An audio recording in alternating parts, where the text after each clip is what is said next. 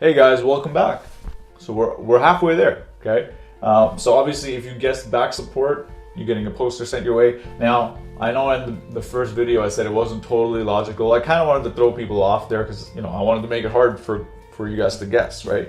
Front support, back support, I just had to put them together. You can't, you can't not put it together. It's kind of silly, right? So you have your front support and now you have your back support. So let's go over it. Before the most important things that you want to look for in back support, either as an athlete or a coach, okay? Number one, guess what?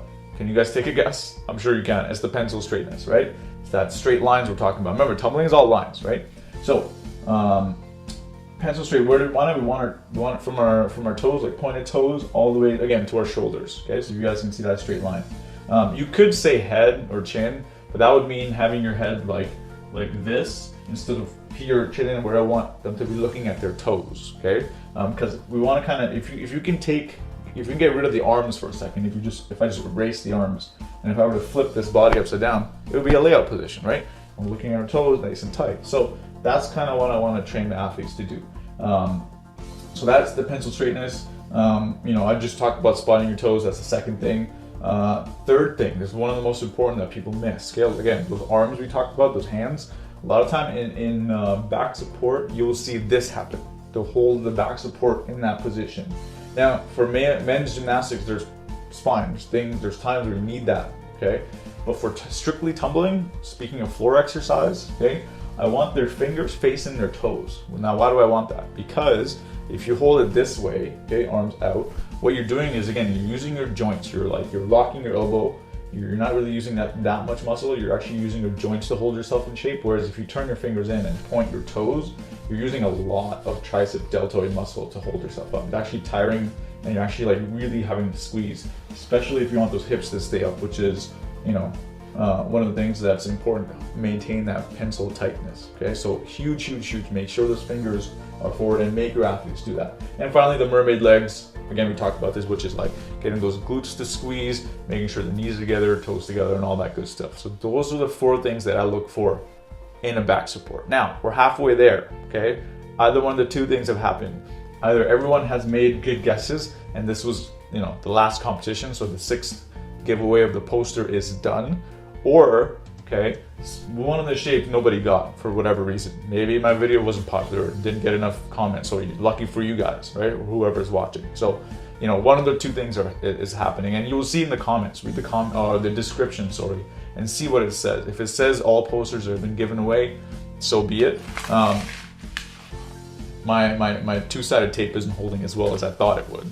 All right, so we're back. Clearly, due to some tape technical difficulties, I had to cut the video off, but the poster is back up, but I used a little bit of a stronger piece of tape. So here we are, back support. Here's a close-up, okay? As you can see, this is one of the most important things, having the fingers face to feet. If you're an athlete, hell, even if you're a coach, go try this out. Do back support when you're like this, and then do another one where your fingers are facing forward, and you'll see how much tricep muscles you'll actually use. It's quite a bit. So be aware of that when you make your decision to write down the numbers for these. A quick example that I'll use is beginners. You can do about 45 seconds is a good one. 30 seconds, it may be tough on their first day, but then it becomes a little bit too easier. Especially, from the hip department, you want them to challenge them. So 45 seconds, then I would do about a minute. And then, 90 seconds is a good one, a minute, or even 2 minutes is pretty good. 2 minutes is actually awesome. If they can hold this exact shape with fingers in for 2 minutes, that's actually a pretty good thing for somebody who trains tumbling, once or twice a week. If you're in gymnastics, if you're a gymnastics program and your athletes are training, 15 hours a week, then obviously you're gonna have to adjust that because they'll adapt really, really fast, all right? So again, if the posters have been given out, you will see it in the description. If not, guess what? We got another one here. As you can see, the color's green. See if you can guess what it is. I'll see you guys in the next video. Hey, just wanted to mention something really quick. If you want to know the instant the next video is released, make sure you head over to the page. Of course, like it if you haven't already. And under the following tab, what you want to do is say see first and make sure notifications are on for all posts and videos. And what that will do is as soon as the video is released, whether I release a new drill, a new awesome tumbling pass, another one of these shape drills and all the other stuff I'm going to be releasing soon, it'll show up in your feed right away saying, hey, Addicted to Tumbling launched a new video. Go ahead and check it out. So I hope that helps. Please go ahead and do that. And if you haven't already, make sure you subscribe to the tumblingcoach.com newsletter. And I will see you guys on the next one.